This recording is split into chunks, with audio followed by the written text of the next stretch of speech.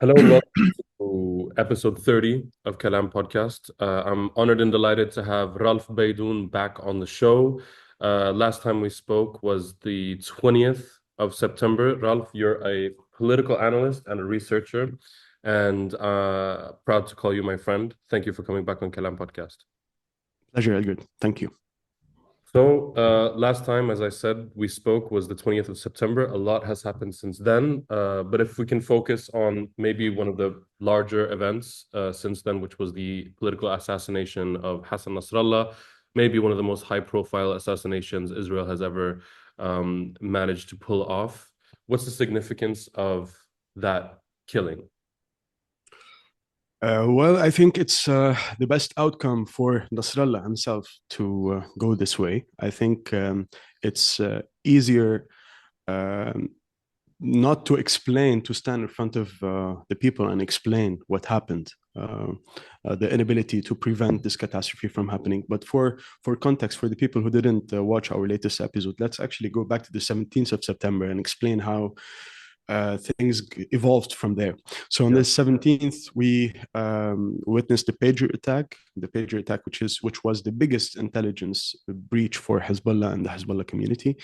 Um, this attack exposed Hezbollah operatives, exposed their locations, gave a lot of data about Hezbollah operations, and later on we found out from international media outlets that this was in the making since 2015. So not only the pagers were contained explosive devices, but other devices like walkie-talkies, remote controls, and other things in the supply chain were hacked. And the Israelis had their eyes and ears over Dahi since, I don't know, maybe 2006.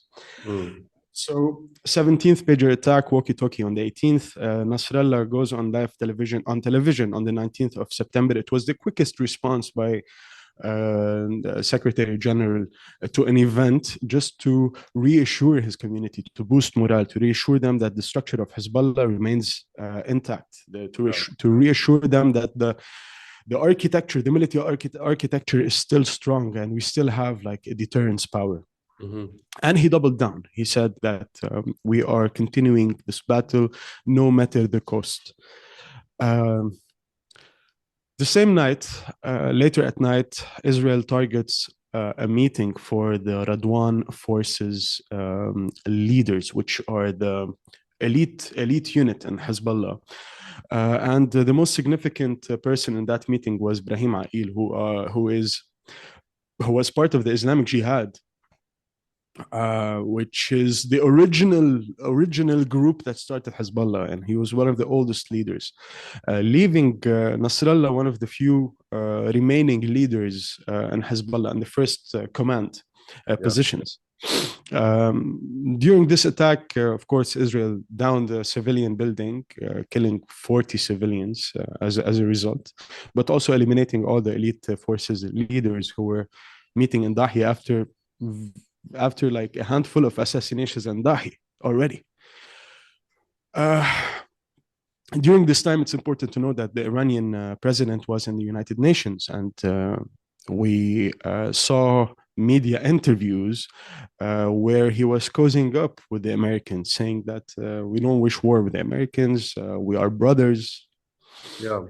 Yeah. Um, so when the Lebanese foreign minister and the Lebanese prime minister were in the United Nations saying that we want a ceasefire, we want to actually implement 1701, in parallel, the Hezbollah leadership, Hezbollah media, and Nasrallah were actually doubling down on their initial position that got us to where we are right now. Mm. So you've got the a very weak Lebanese diplomacy and very weak representation and influence, and you've got the real power in the hands of Hezbollah, and who were actually declaring the opposite statement Yeah. or the opposite position.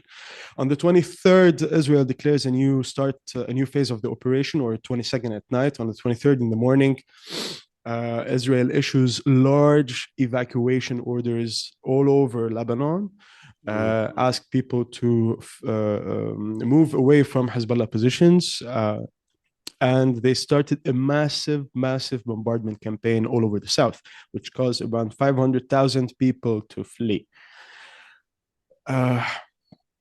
Of course, they stayed up to 24 hours on the road. The Lebanese state did not plan any contingency plan. They didn't even organize the roads, like road traffic. Even they didn't organize road traffic and manage road traffic during this evacuation order. Also, at the same time, Israel broadcasted, hacked into the FM radio stations, broadcasted messages publicly online with the Lebanese anthem in the background. Wow. So massive psychological, and information war. Yeah. Next to the actual bombardment that was happening in the south. Yeah. They also started calling Lebanese people, various Lebanese people, to tell them that they are next to Hezbollah positions. They need to evacuate, which caused additional panic. Yeah. So meanwhile, the state was absent. 2-3 days, the bombardment campaign continued on the south, and in parallel, the Lebanese people on the roads and in their homes were actually receiving false propaganda videos about victories that are happening, that are being done right now. Fake pictures of bombardments of Haifa, bombardments in Tel Aviv, to compensate for the shortcomings of Hezbollah as a deterrent force. Yeah. So this is why I started with the best outcome for Nasrallah was to go this way, because he wouldn't have to explain to his people why there's 1 million displaced right now. I said in a previous video that Nasrallah was the main father figure of the Shia community in Lebanon. Yeah. We've all been through the same situation. So the Christians lost their, leader, Bashir Jmail. The Druze lost Kamal Jumlat. The Sunnis lost Rafi al-Hariri. And now the Shia are going through the same situation. Okay. So right now, the Shia community find themselves homeless, leaderless, and uncertain about their future. They're uncertain if they're going to be able to go back to their homes in the south. They're uncertain about being able to rebuild, because the only guarantee for rebuilding their homes was Hassan Nasrallah. Yeah. Right now, the Shia community in Lebanon find themselves in the hands of Iranian leadership, the Iranian leadership. Unfortunately, they are the bargaining cart in the hands of Iran. You've got Israel eliminated the first and second in command, who are all Lebanese. Yeah. So yes, the people on the battlefield are Lebanese. Yes, those defending on the front lines are people from those towns and villages and cities. But as we've seen from the open source and from the interviews with the Hezbollah soldier who was kidnapped by Israel, we now know, and by the actually statements of some pro-Hezbollah journalists, we see that the Radwan forces, or the elite forces, those forces that are trained in Iran and that have like a strong connection to Iran, those have not entered the battlefield yet. Yeah. Who's fighting right now are the landowners in the south, who are actually cut from supplies, who are facing incredible odds. You've got 6 divisions right now, around 60,000 Israeli soldier on the front line. In parallel, you've got the resistance fighters in those front lines that are left alone with no supplies the winter is coming, so they have no means of sustaining themselves for long. The time factor is on the Israeli side. Remember that this whole chunk of Lebanon, this south beyond the Litani River, has been declared a military zone, which means it's being surveilled 24/7.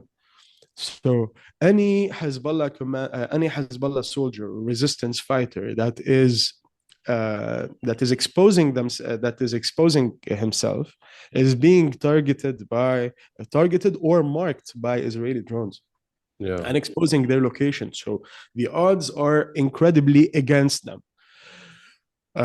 And the Radwan forces, which is the Iran, directly affiliated unit, has not interfered yet. Mm-hmm. Okay. Which brings me to Iran's retaliation actually against Nasrallah. Iran's retaliation came on October 1st. Yeah. I think October 1st. Iran has proved for the second time that they are capable of targeting Israeli targets, and they are able to precisely target them and inflict damage, but they have chosen not to. And this was maybe the biggest blunder of the Iranian strategy in the region. Had they used those ballistic missiles before or immediately after Shukur's death, which was the first deadly attack on Dahi, on Beirut, or after Hani's death in Iran, maybe Israel's calculus would have been different about Nasrallah. So basically, the Iranian retaliation was a warning. It was not a shoot to kill. It was a warning to the Israeli structure that we are able to, in case you escalate more. But that's the blunder of the Iranian strategy. Iran is fearing retribution on Iranian soil. However, by not retaliating earlier, it is letting Israel go after its allies one by one, separately. And at the end, the Israelis will go after Iran. And right now, what we're seeing right now, what's happening right now, is Israel is laying the groundwork for a huge attack on Iran. Actually, you've got multiple scenarios. So the first scenario is Israel will not retaliate in the way we think. Will not attack the head of the IRGC, will not attack the Khamenei, will not attack the oil structure or the nuclear facilities. They will do a symbolic attack. This is the first scenario. And the second scenario, no, Israel will actually go ahead and do what Netanyahu has been saying for the past, like 2-3 months, that we are changing the map. We are changing the face of the East. With the current climate in the US, we're only like 14 days away from the American elections, only 2 weeks. When he says that, it means, and when the Americans, gives him the THAAD air defense system. I don't know if I said the name correctly, but the Americans recently provided a new advanced air defense system for Israel to be capable of defending itself from Iranian ballistic missiles.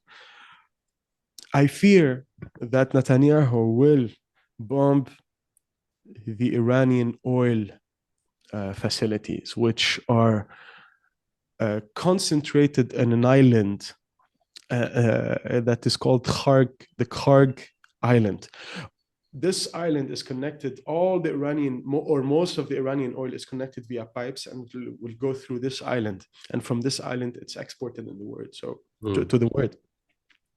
And this is the sole income for Iran right now. So if this is gone, then Iran won't be able to support Hezbollah.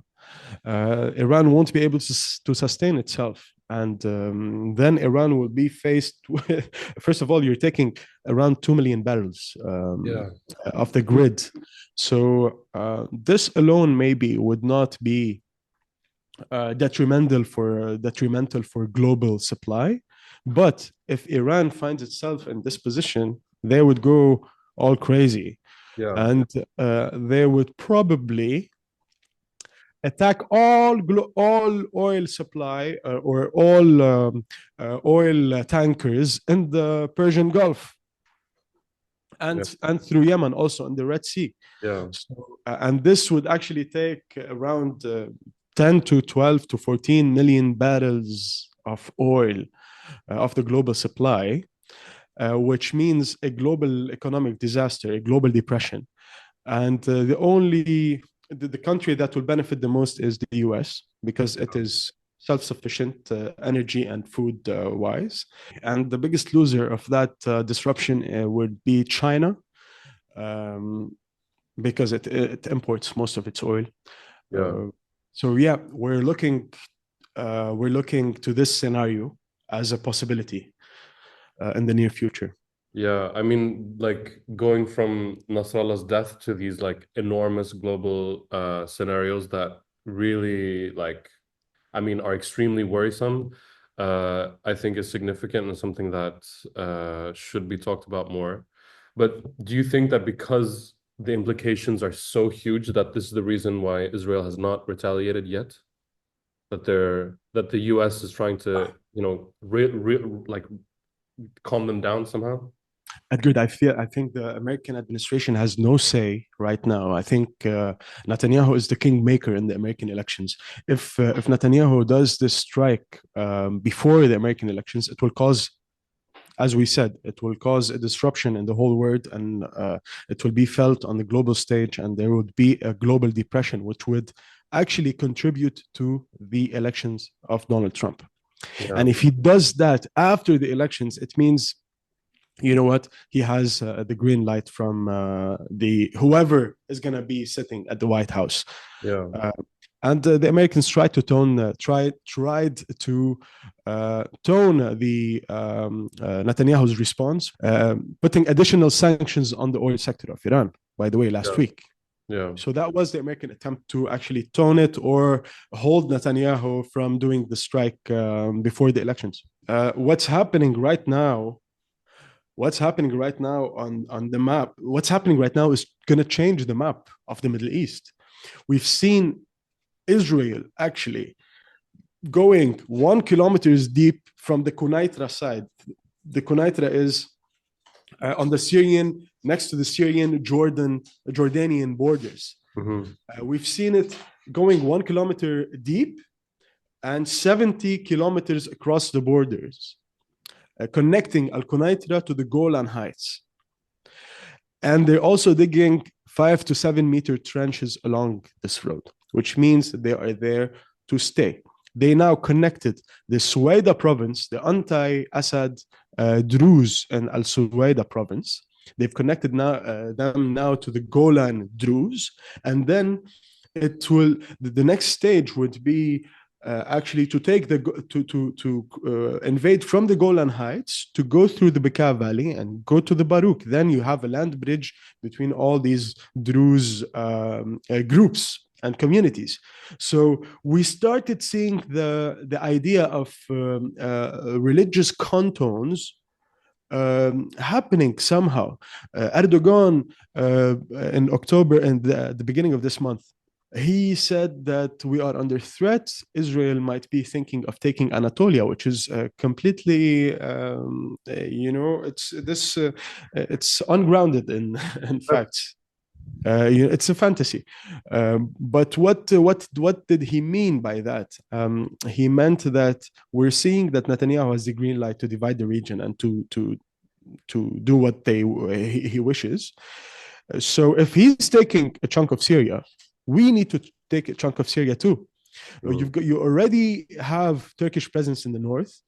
You already have the Kurdish separatist part, and Erdogan might see this opportunity to actually have a new chapter with the Kurdish parties there. And if he is able to make a deal with the Kurdish factions, then he is able to give them autonomy, but on the expanse of the Syrian territory, and taking this whole north and joining it with Turkey, the north of Syria. I'm talking namely Hama or Aleppo, for instance. Mhm. So who can stop him from doing that? The Russians? No, of course not. They are not capable. And I think, yeah, if you see those moves from Turkey and from Israel, you understand that the region is heading into that into redrawing the map, removing Iran completely from the borders Yeah, of Israel. And so you've got yeah. you've degraded Hamas capabilities in Gaza. You're cutting now the supply line from the West Bank by cutting the Syrian-Jordanian border Mm, from Al Qunaitra. Now you've literally cut Iran's arms in the region. yeah. What strikes me as slightly short-sighted about this plan that Iran is not the only anti-Israeli force in the region. Don't you think that other groups will simply take their place? Resistance needs supplies. They need finances. They don't simply emerge without a huge governmental or state backing. So until uh, I don't see anyone filling this gap right now. I think there's more interest in stability in the region Yeah. more than disruption. I think the only disruptor right now is Iran. Okay. And in a new global and a new world order and the age of deglobalization, Yeah. disruption doesn't help China, for instance. Yeah. Yeah. Disruption doesn't help Saudi Arabia, Mhm. doesn't help the Emirates, doesn't help Israel. Maybe it will benefit the US. Disruption would benefit the US on the long Yeah. run because they are self-sufficient and they don't. Yeah. But again, global growth affects Of US course. Of growth course. as Yeah. well. So if nobody else can afford American products, then Yeah. they will suffer from the same stagnation. So Yeah. Okay. I wanted to get you to sort of talk about or explain a little bit this like social media phenomenon that we like your and my chat has become a kind of like archive for because you're sending me this stuff basically of kind of like larger social media accounts in maybe southern Lebanon or like from the Shia community or from the Hezbollah community actually peddling the lie that Hassan Nasrallah is alive, that he's not dead. Uh, could you explain what this is? I honestly, I don't want to waste anybody's time talking about this, but in summary, this is it's a phenomena that happened with all the groups in Lebanon that lost their leaders. But the difference right now with the Hezbollah community is that it's an it's a party with an ideology. It is based on ideology, not on facts and reality. Yeah. And this is an indicator of the diminishing of logic and the clinging to illusions and ideology more Mhm. and more. Um, so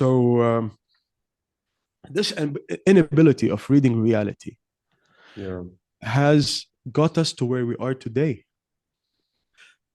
We had people in Lebanon that seriously thought they could or they're gonna invade Israel and take over Haifa and Tel Aviv and Tel Aviv or restore the Palestinian land, Yeah. which is a very nice goal to achieve, but it remains very, very, very far from the reality and very far from the capabilities that we have in this country. So Yeah. Yeah. Okay. What about the social contract, let's say, if we call it that, between Hezbollah and its constituency? How damaged has that social contract become now? So Israel has been working on shaking the trust between Hezbollah and his community by first uh, bombing Dahi, which caused massive exodus out of Dahi, Yeah. which positioned Hezbollah as a weak player. They always thought that it's a very strong player in the Middle East. It's a geopolitical power and is able to protect them and deter Israeli aggression on Beirut. So this was broken in when they started attacking Dahi. Israel also worked on recruiting Hezbollah members. Mm-hmm. You know, after establishing this rapport with the Shia community, like if you ask anybody in Dahi, who do you watch, who do you follow on Twitter, they would tell you Afikhai Adrai, the Arabic spokesperson of the Israeli army. Yeah. He's the most watched man, and I assure you, he's the most watched man right now in the Shia community. Nasrallah was the main figure. Right now, it's Afikhai Azrai. They're watching him to know where to evacuate and how or when to evacuate. So after establishing this rapport, what the Israelis are trying to do in the psyche is that you have to trust us right now. We tell you to evacuate. So this is what they're trying to establish. Okay. And then they're trying to recruit from the Hezbollah community. We've seen sponsored ads on Facebook and Instagram with the page is called Your Human Resources page, asking Hezbollah people to provide information in return to the safety and the safety of their families. We've got Mossad ads on Instagram and Facebook asking them also to provide information. So yes, the trust is shaken. However, it's being controlled and contained by Hezbollah right now on a media level and on mainly on the media level, because Hezbollah is present in each, like a coordinator, let's call it a community coordinator, is present in each public school where the displaced are residing. With, like, we're talking about only 10% of those displaced or 15% are present in those public schools. However, the large majority is now has rented places all over the country, all over Lebanon. So you've got the coordinators controlling the narratives from within those public schools. You only see interviews with either elderly people or with children. You don't see anyone giving interview or telling you their opinions right now. So it's still controlled. You've got a group of those displaced, around 10,000 people have fled to Iraq. You've got around 100,000 Lebanese have fled to Syria. So the narrative is still controlled somehow, but we see indicators of that split. That an indicator is the Amal party supporters who have started to become more vocal against Hezbollah and against the decision of involving Lebanon in this war on Facebook and Instagram. So the displaced right now, we're still this new phase of the war is only 1 month old. So they still have some savings. They are still able to pay rent. Yeah. But soon they will exhaust those savings and they will stop paying the rent. And they will be forced to leave, or they will be forced to stay against the wishes of the landowners, which will cause problems. Already Israel is working on that, sowing division. We're seeing the strategy being implemented on a military level by targeting Hezbollah operatives only, by selecting only like Hezbollah operatives to kill, and civilians that are within the Hezbollah community or from the Hezbollah community. Yeah. And they started to target Hezbollah operatives and civilians within the host community who are at odds with politically. So they're trying to create those tensions between the Lebanese communities, and it's also evident by their information war. For instance, you've got anonymous accounts masking, a Lebanese Christian or masking a Lebanese Shia that are fighting online to steer civil strife. You also have a lot of disinformation and incitement going on unregulated WhatsApp news groups, unregulated news outlets online and Instagram and on Facebook. So this is a recipe for not only shaking the trust within the Shia community itself, but also sowing division within the Lebanese communities. So how's that going? Like, are you seriously afraid of divisions within like between different Lebanese communities, between religious groups, ethnic groups, actually like going overboard and leading to serious violence? I hope it won't get to that. But let's look at the situation. Right now, you've got 2 million people in Lebanon unemployed. You've got 1 million people displaced. Although you need two parties to start a civil war, right now we have one party that is armed. The other parties are significantly weaker in terms of military, or they don't have any military power. So it takes two to tango. Yep. So the factors for a civil war are not there. You need funding for the civil war. You need arms, like large arms import, and I don't see it happening right now. And I bet on the Lebanese army to control the situation. And I think sooner or later, the head of the parliament will declare a state of emergency, which will lead to the army taking control, regulating social media, regulating the security on the ground, because what's happening right now will definitely lead to some problems. So let's suppose Israel would target soon a civilian building in a Christian neighborhood. Yeah. Who didn't win this war, who are hosting Hezbollah community, or like the Shia community, not the Hezbollah community, who are hosting the Shia community, despite their opposition politically. Ooh. It will cause them to actually kick them out. Yeah. And this will cause ripple effects all over the country, which will push the Lebanese army to take control. Yeah. I hope. Yeah. Yeah. So, okay, we established all of these things, and we established that Israel is trying to sow division between these groups. It strikes me, and maybe we can like wrap up with this question. It strikes me as kind of a bold and daring and kind of reckless move from Israel because sowing division, like we just said, risks creating a civil war-like situation in Lebanon, which I can't imagine would be good for Israel in any way. Having an unstable, I mean, Lebanon is still, even if Israel annexes parts of southern Lebanon, that's still Lebanon on your border. And an unstable Lebanon, an unstable Syria can't be good for Israel. So if you can imagine, like, from Israel's perspective, what's the end game? What are they trying to achieve? Yeah, I don't think instability in the region is their aim. I think it's the opposite. It's bringing back stability from their point of view. So again, the elements of a civil war are still not there. Right now, the supply lines that used to supply Lebanon with weapons are now closed.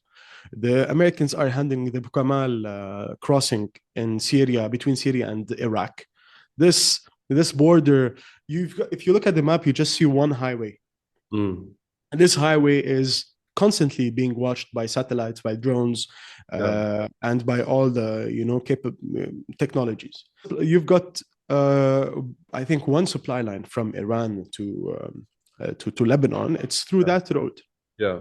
So if that's being controlled by the Americans, and the desert topography is not made for large trucks to travel through the desert, or even small pickup trucks. Do you know how easy it is for a drone or a satellite to spot a car in the gray or a brown zone? So if that supply line is closed, if the supply line on the Syrian Lebanese borders is closed as well, if you have a sea embargo, so the supply lines from the sea, it's also closed. You don't have weapon supply for the other communities in Lebanon to fight. You only have one fighting party, and now it's actually busy defending its positions and defending the country. So yeah, yeah, so I don't see that. The end goal for Israel is dividing the region. This reading is based on the readings of other geopolitical players like Erdogan, the Americans, the Saudis, the Iranians fear this, and it's based on the political readings of even the most, you know, the allies of Hezbollah, who used to be the allies of Hezbollah, now are saying, you know what, we're detaching from Hezbollah right now. This is the end goal of Israel. It's removing Iranian influence from its borders, and probably going after Iran either before or after the American elections. And we need to brace ourselves for a big global crisis. Well, on that cheerful note, Ralph Baydoun, political analyst and researcher, thank you so much for speaking to us today on Kalam podcast, and take care of yourself in Beirut. Good. Thank you.